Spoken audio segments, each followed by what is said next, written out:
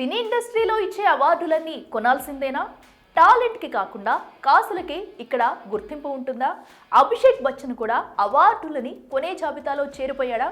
అసలు ఈ అభిషేక్ అవార్డులు కదా కమామిషి ఏంటి? అవార్డ్స్ టాలెంట్కి పట్టం కడుతూ ఇచ్చే గుర్తింపు. ఇక సినీ ఇండస్ట్రీలోనూ ఇలాంటి అవార్డ్స్ ని ఎంతో మంది అందుకుంటారు కూడా.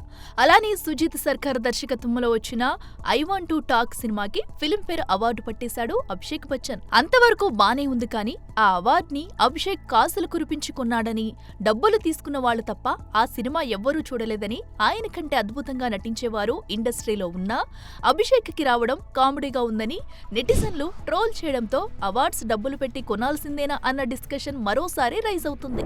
వాస్తవానికి ఈ డిస్కషన్ ఇప్పుడు మొదలైంది కాదు. గతంలోనూ అదే విధంగానూ అర్హత పొందని చాలా సినిమాలకి కూడా అవార్డులను కట్టబెట్టడంతో డబ్బులు పోస్తే కానీ అవార్డులు రావన్న నిర్ణయానికి వచ్చేశారు అంతా.